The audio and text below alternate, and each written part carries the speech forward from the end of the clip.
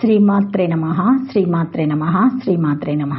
నమస్కారం అండి అందరికీ. Welcome to my YouTube channel Sri Manju spiritual.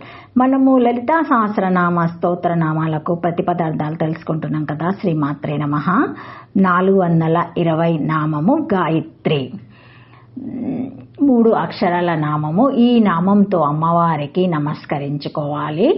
Gayatri గానము చేసిన వారిని రక్షించినది. నా గాయత్రియే పరం మంత్రం నమతహు పరా దైవతం అన్నారు.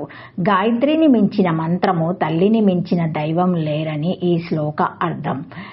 మాననాత్రయతే ఇతి మంత్రః అంటే మననము చేసిన కొలది రక్షించున్నది అని మంత్రమని అర్థము. గాయత్రంత్రాయతే ఇది గాయత్రి అంటే గానము చేయు వారిని రక్షించున్నది గాయత్రి అని అర్థం. ఈ 2 వ్యుత్పత్తి అర్థాలను బట్టి మంత్రము అన్న పదానికి ఏది అర్థమో గాయత్రి అన్న పదానికి కూడా అదే అర్థమని తెలుస్తుంది.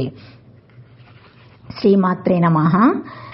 కాబట్టి గాయత్రి 100కి 100 పాలు మంత్రం అవుతుంది.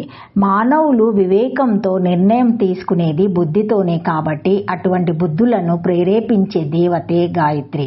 కాబట్టి గాయత్రి అన్ని విధాల మానవులకు అత్యంత అవసరమైన, అత్యంత ఆధారణీయమైన మంత్రం అవుతుంది. ఇటువంటి గాయత్రి పదం కూడా అమ్మవారి నామంగా చెప్పబడిందంటే అమ్మవారే గాయత్రి అని అర్థం కదా. అమ్మవారి కళ్ళు సూర్య చంద్ర అనాలాత్మకమైనవి. వీటికి ప్రతీకాలుగానే సావిత్రి, గాయత్రి, సరస్వతి అనే 3 దేవతలు చెప్పబడ్డారు. వీరిలో గాయత్రికి చంద్రునికి సంబంధం ఉంది. శ్రీ విద్య అంతా ఎక్కువగా చంద్ర సంబంధమైన విద్య కాబట్టి అమ్మవారు గాయత్రి ఒక్కరే అనుకోవాలి.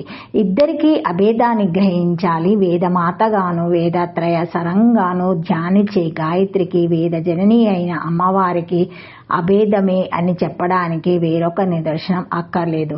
ఈ గాయత్రిని గురించి ఇంకా ఇతర వివరాలు తెలుసుకోవాలంటే గాయత్రిని కంఠంతో ఉచ్చరిస్తుంటే మనము మన లోక కాక వివేక లోకంలో ఉంటాము. తత్ఫలితంగా పాత్రత, అర్హత, పవిత్రత పెరుగుతాయి. గానము చేయు వారిని రక్షించున్నది అని ఈ నామాన్ని మనం అర్థం చేసుకోవాలి. శ్రీమాత్రే నమః.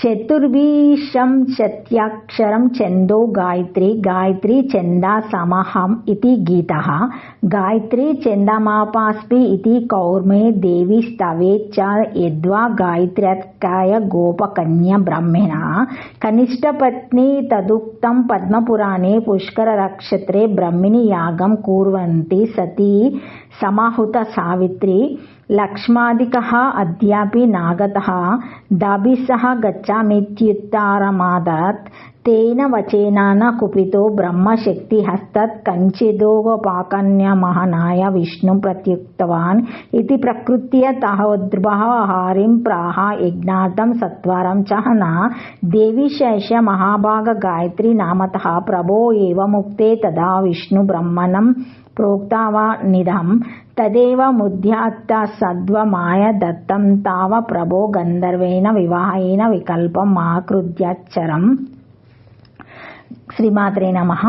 గృహేణ గోపకన్యాయ అస్య పాణే మనాకులం గంధర్వేణ తతో గోపిం ఉపాయేమే పితామహ ఇత్యది తేన తాదృశో గోపకన్యా రూపధ్యర్థ అథవా గాయత్రం త్రయతే యస్మాత్ గాయత్రి తేన కద్యత ఇతి గాయత్రి కల్పే భరద్వాజ స్మృతికృత నిర్వాచనాత్ వేదమాత్రి ప్రసిద్ధ గాయత్రి తదా భేదత్ అంబాయ ఆపి వాచకం అతో అనువసర్గిక ఇతికా గౌరవాతిత్వజ్యేష్ఠదుక్తం పద్మపురాణే విషేత్కరక్షేత్తన్న జపేనాత్య వేదమాత్రం అష్టాక్షర స్థితచాహం జగద్వాప్తం మాయాత్వితం ఇతి దేవి పురాణే తు గాయనాదమనాద్వాపి గాయత్రి త్రిదశాచ్యత ఇత్యుక్తం గాయత్రి చాత్రయతే చేతి తు ఛందోగ్యం గాయత్రి గాయనాత్మతాత్ ఇతి మా వశిష్ఠ రామాయణం చ. శ్రీమాత్రే నమః. ప్రత్యక్షముగా గోచరించు జగతంతయు మాయాశక్తి స్వరూపమే అని అర్థము.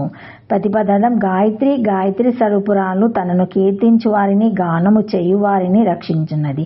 గాయత్రి ఛందస్సు స్వరూపంగా కలిగినట్టిది. బ్రహ్మదేవుని చిన్న భార్య అగు గోపకన్య గాయత్రి స్వరూపురాలు. గాయత్రి మంత్ర స్వరూపిణి వేదమాత. 24 అక్షరములు గల ఛందస్సుకు గాయత్రి ఛందస్సు అని పేరు. ఛందస్సులలో గాయత్రి ఛందస్సు భగవత్స్థ రూపమని భగవద్గీతలో చెప్పబడినది. కుర్మ పురాణమందును దేవి సప్తవాహమందును గాయత్రి ఛందస్సు దేవి స్వరూపమును చెప్పబడినది. లేదా బ్రహ్మదేవుని చిన్న భార్యకు గోపకన్య గొల్లపిల్లకు గాయత్రి అని పేరు.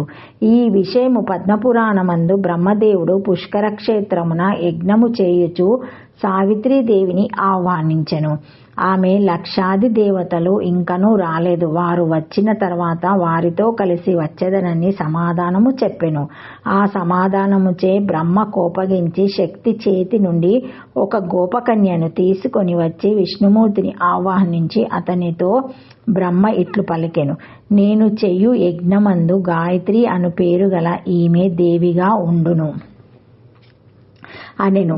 ఆ పలుకులను విని అప్పుడు విష్ణువు బ్రహ్మతో ఇట్లనేను: ఓ బ్రహ్మ, నేను నీకు ఈ కన్యను ఇచ్చెదను. నీవు గంధర్వ పద్ధతితో ఈమెను వివాహమాడుము.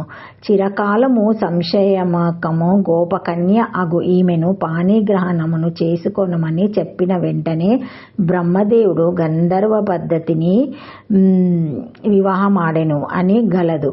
గోపకన్య స్వరూపురాలు అని అర్థము లేదా గానము చేయువారిని రక్షించున్నది గాయత్రి అని గాయత్రి కల్పమందు వృత్యార్థం చెప్పబడినది. ఈ వృత్యాత్పత్తి భరద్వాజ స్మృతిలో కలదు. దానిని బట్టి గాయత్రి అనగా వేదమాత అని ప్రసిద్ధి కలదు. లలితాంబ కూడా వేదమాత గనుక గాయత్రి శబ్దవాచురాలు త్రైజ్పాలనే అను ధాతువు నుండి కాప్రత్యాయము చేసి గౌరాది గణంలోని దగుటచే జిశ్చయగా గాయత్రి శబ్దము నిష్పన్నమగును. గాయత్రి అనగా వేదమాత అను విషయము పద్మపురాణమందు గలదు.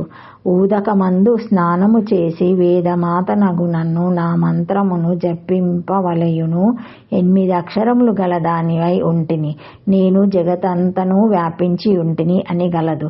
దేవి పురాణమందు మాత్రం గానము వలన గానగమనము వలన గాని గాయత్రి అగను. ఈమె దేవతలచే పూజింపబడినది అని గలదు. చందోక్యములో గానము చేయుచున్నది, రక్షించుచున్నది కనుక గాయత్రి అని చెప్పబడినది. మహావశిష్ఠ రామాయణమందు గాన స్వరూపురాలు గాన గాయత్రి అని గలదు. ఇది 3 అక్షరముల నామము. Thank you for watching my video. Please like, share, comment, subscribe to my channel. మరిన్ని వీడియోస్తో మళ్ళీ కలుస్తానండి. ఈ వీడియో మొదటిసారి ఎవరైనా చూసి ఉంటే తప్పకుండా లైక్ చేసి సబ్స్క్రైబ్ చేసుకోగలరు. ఏమైనా కామెంట్స్ ఉంటే పెట్టగలరు. మా బెల్ అనే ఐకాన్ బటన్ని మీరు ప్రెస్ చేసి ఆన్ చేసి ఉంచుకుంటే మా లేటెస్ట్ అప్డేట్ వీడియోస్ అన్నీ మీకు నోటిఫికేషన్గా వస్తాయి, చూడగలరు. వీడియో మొత్తము స్కిప్ చేయకుండా మొత్తం వీడియో చూడగలరు. Thank you.